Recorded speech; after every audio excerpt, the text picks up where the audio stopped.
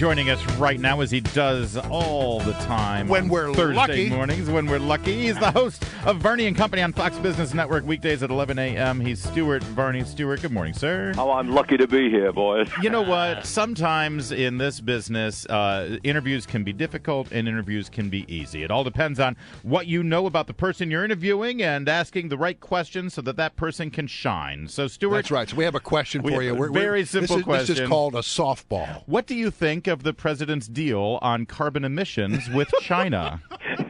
Yeah. Oh. Yeah, that's the softest of all softballs ever played. And Stuart, go. It's a disgrace. That's what it is, a flat-out disgrace. I can hardly believe that the President of the United States of America should sell our country so far down the river. It is unbelievable to me. Think of it. We have committed, the United States of America has been committed by President Obama to immediately accelerate our own cuts in carbon emissions. Meanwhile, China has no such restriction whatsoever. In fact, they can keep on increasing their emissions for the next 15 years. All they've agreed to is to try to peak their emissions in the year 2030. Yeah, they'll just best try. Efforts. Yeah, There's no guarantee they will. They'll just try. No, I mean, what kind of message does that send, for example, to the Iranians? We can be rolled so easily. That's They'll a great roll us. Great point. Great point, as we're trying to play tough with them on their nuclear program. But you say that he's committed us to this, but two questions. First of all, can he unilaterally commit us without the Senate actually putting their stamp of approval? I don't think so. And secondly, has he proposed how we're supposed to do this? Well, again, it's a case of ignoring the will of the people. Your first question is he going to put this to Congress? No, he is not. He's going to put this to the United Nations Climate Conference next year, win their support, and of course they'll support it, and then come back and say, look, the United Nations wants this, we better get on board. Yeah. The second question is, how's it going to do this? Well, he's not going to go through Congress, he's going to go through the EPA. New rules, new regulations, which don't require congressional approval. That's how he's going to do it. This man is committed to ignoring the will of the people and ignoring the results of last week's election. Well, let me see if I can get you to comment on this one as well.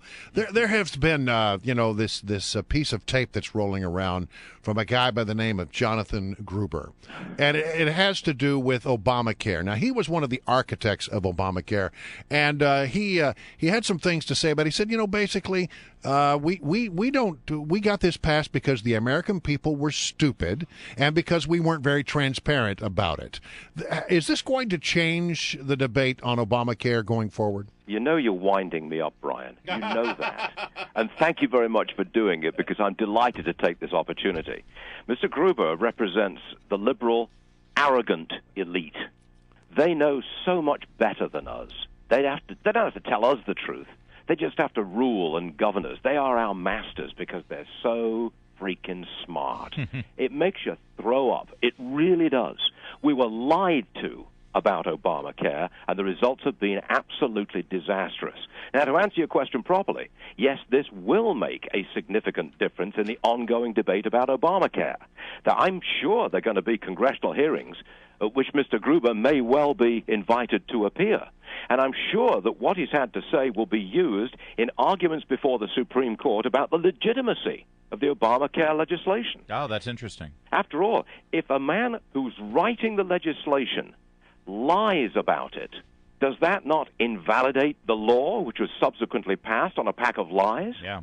That's a fascinating angle. I hadn't even thought of the Supreme Court angle of this. This is why we talked to Stuart Varney. You see, well, he's a smart guy. Hey, Stuart, this is we're on the brink here of the Christmas and holiday shopping season, and of course, you guys at Fox Business Channel watch this very carefully because this is make or break time for a lot of companies. Just saw that Walmart is now saying Black Friday. Forget Black Friday. It's the entire week is going to be our holiday shopping bonanza. What are companies doing this time around, and the whole issue of credit card fraud and the fact that companies have been hacked into over the last couple of months, is that going to affect shoppers' buying habits? I think that the hacking bonanza is going to have some impact. I think that literally tens of millions of people have lost the use of their credit card for a week, maybe 10 days. Their credit cards have been compromised, so they're canceled, and they have to wait for new cards to arrive in the mail or from FedEx. That takes a week to 10 days. I, for example, have lost my Visa card and my MasterCard. They've gone. I've got to get replacements. I can't buy on credit until I get those replacements. And when I asked my production team yesterday morning, how many of you have gone through the same thing in the last 6 months, half the hands went up. Yeah. I think my hand is up right now. Yeah, it has happened to me. It hasn't happened to me lately. Yeah. Well, I find this is a sleeper story because it's heavily anecdotal. I don't know what the impact is going to be on the holiday shopping season. I think there may be some impact. I know the level of frustration amongst credit card holders is really rising rapidly because so many people are affected by this. And there's nothing you can do about it either. Nothing. All right, very quickly, I just got about a minute left. XL Pipeline.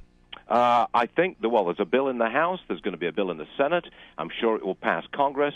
Looks like the president will veto it, so he will demand all kinds of restrictions and delays on it, and then he might sign it. Ultimately, it's going to be a toothless pipeline bill some way down the road. That's what I think. All right. Stuart Varney, always a pleasure to have you here on our Mornings on the Mall. Well, thank you, gentlemen.